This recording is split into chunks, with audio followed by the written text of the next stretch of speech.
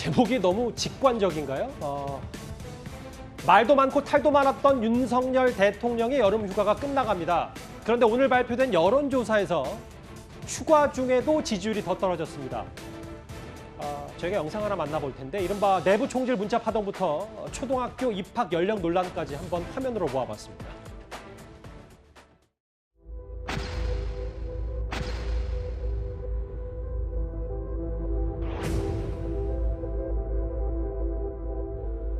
사적인 문자 내용이 저희 부주의로 인해서 유출 공개되어서 당원 및 국민 여러분들께 송구하게 생각합니다.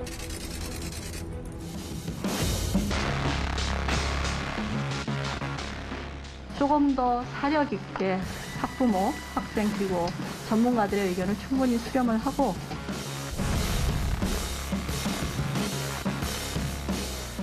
질문 안 받으시나요? 네, 질문할 거 있으면 저희 실무장들이 답변드립니다. 선생님 질문 받아주시죠. 질문 받으셔야 되는 거 아닙니까? 수정 안 하시는 거예요, 그러면? 기자님도 만나서 여론 실험 하셔야 되는 거 아닙니까?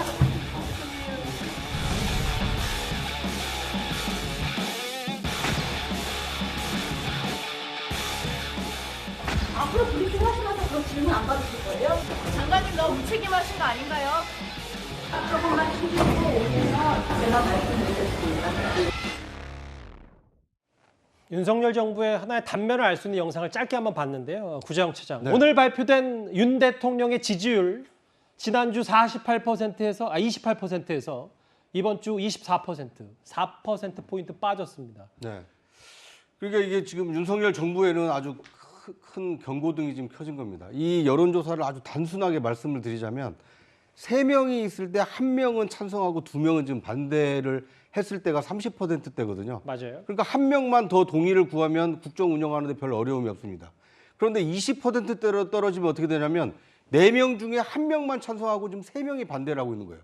1명 설득해가지고는 이게 국정이 안 돌아갑니다. 4명이 식사 자리를 했는데 윤 대통령 얘기를 하면 네. 저 여론조사 되면 1명만 지금 윤 대통령을 지지하고 있다 이 말이네요. 그렇습니다. 그러니까 3명 중에 1명이 아니라 2명을 설득을 해야 되는 굉장히 지금 어려운 중에 처해 있기 때문에 이 지지율, 추락하는 지지율을 방관해서는 앞으로 많은 시간은 남아있지만 국정을 원활하게 끌고 갈 수 있느냐 이런 그 위기의식을 좀 가질 필요가 있고요.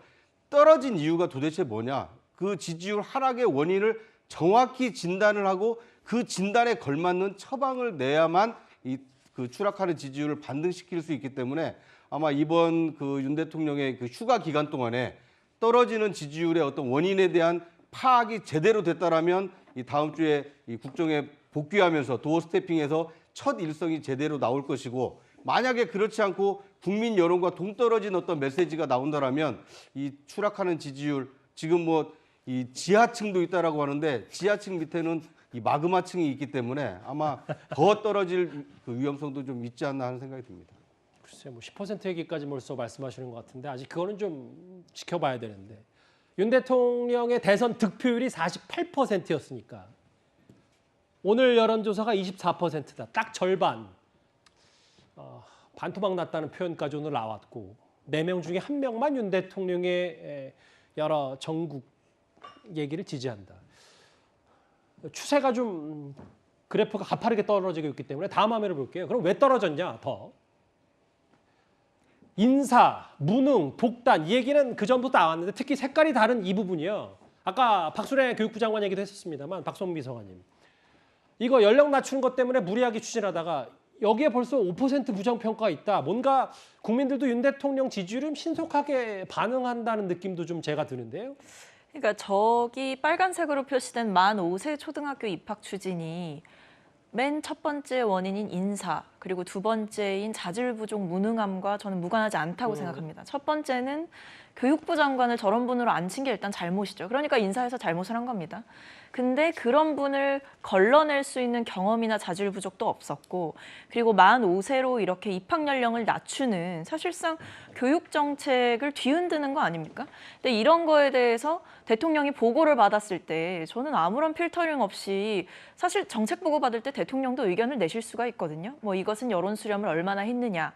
또는 이런 정책을 너무 성급하게 이야기하는 것은 좋지 않다. 이런 얘기도 충분히 하실 수가 있어요. 근데 대통령 보고까지 거치고 나왔다고 보는 정책 보이지가 않는 게 이게 일단 공론화 과정도 제대로 안 거쳤고 현장에서의 호응도 없으며 그리고 지금 설명되고 있는 내용도 부족하기 때문에 이런 부분을 걸러낼 수 있는 자질도 없었던 것이죠. 그래서 저는 단순히 박순애 장관의 잘못을 지적하는 것을 넘어서 윤석열 대통령의 자질 부족이 이 국정 운영 지지율을 계속해서 추락시키고 있고 결국에 국민들의 실망과 분노만 가중시키고 있다고 생각을 합니다. 오늘 이 지지율 질문에 대해서 대통령실 관계자도 뭐 겸허하게 잘 받아들이고 앞으로 더 국민들의 이 애로사항, 허점, 국민들의 불만 잘 듣고 경청하고 귀 기울이겠다.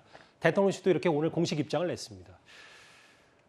일단 대통령 지지율이 대선 득표율의 딱 절반 수준까지 떨어졌고 그런데 요즘에 별다른 성과 없이도 반사이익을 얻고 있는 게 바로 민주당일 텐데요. 오늘 윤 대통령을 향해서 이런 말을 했습니다. 윤석열 정부에 의해 흔들리는 국가 시스템, 다시 촛불을 들어야 합니까? 윤석열 대통령 취임 3개월 만에 대한민국의 국가 시스템마저 흔들리고 있습니다. 이게 나라냐라는 5년 전 외침이 다시 들리기 시작합니다.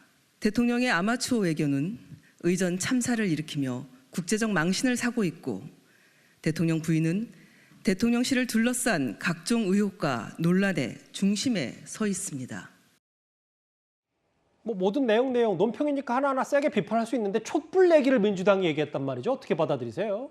지금 뭐 지지율이 계속 하락하고 있고 그다음에 사실은 여권 전체가 복합적인 사면초가 상황이기 때문에 뭐 야당에서는 사실은 뭐 전당대 치르면서 관심도 떨어지고 해서 오히려 이제 여권에 대한 집중 공세를 하고 있는 것 같은데 뭐 충분히 이야기할 만한 지적할 만한 비판의 지점을 할 수 있다고 봅니다. 그러나 촛불을 이야기하면 국민들이 갖고 있는 굉장히 안 좋은 기억들을 또 떠올리게 되지 않습니까?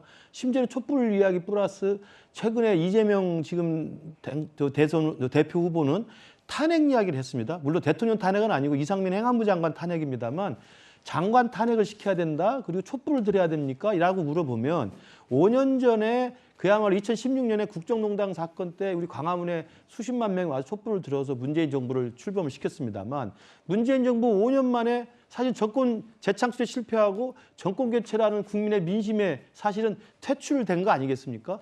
그런 걸 생각하는데 또다시 임기를 시작한 지 지금 석 달도 안 됐는데 촛불을 들어야 된다라고 이야기를 하면 도대체 이 대통령이 이제 5년 동안에 촛불과 탄핵이라고 하는 이 흑역사를 계속 반복해야 되는 것은 국민들로서는 얼마나 힘들고 불편하겠습니까?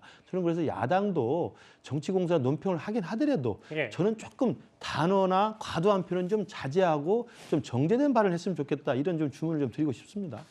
와, 지금 단어들이 나오는 것 자체가 워낙 거세고 국민들에게 정치적으로 피로감을 줄 만한 단어들이 많아서 탄핵, 촛불 혹은 뭐 여러 가지 얘기들 야당도 지금 반사이익만 얻고 있지 별다른 뭐 하는 게 없냐 뭐 이런 비판도 동시에 있으니까요. 사실 대통령실 혹은 윤석열 대통령 어제만 해도 펠로시 미 하원 의장을 만나냐 안 만나냐 혹은 조율 중이냐 전화 통화만 하는 게 맞냐 용산 대통령실 자체에서도 혼선이 있었기 때문에 이제는 윤 대통령 스스로가 체질 개선에 나서야 한다는 지적이 많습니다. 뭐 의전 홀대 얘기도 있었고요. 뭐 지금 저간의 사정을 보니까 뭐 이유들은 있었습니다. 뭐 국회에서 의전을 잘못했네 혹은 외교부에 뭐 국회는 국회가 뭐 의전하는 게 맞나. 연극 관람도 물론 뭐 메시지도 있었지만 이현정 의원님. 네. 아까 구장차장이 다음 주 올해 도어 스태핑이 중요하다고 했는데 실제로 저희 채널의 단독 보도에 따르면 일단 근본적인 사람 바꾸는 일은 안 하겠다라고 얘기를 했거든요. 그럼 어떻게 체질 개선이 돼야 됩니까? 그러니까 이제 윤 대통령이 사람 바꾸는 데서 굉장히 보수적이에요. 옛날 정호영 전 장관 같은 경우도 끝까지 이제 인사 조치를 하지 않다가 결국 이제 인사가 보건복지부 장관 그렇죠. 후보자였죠. 결국 모든 피해를 다 본 다음에 결국 이제 마무리 짓는.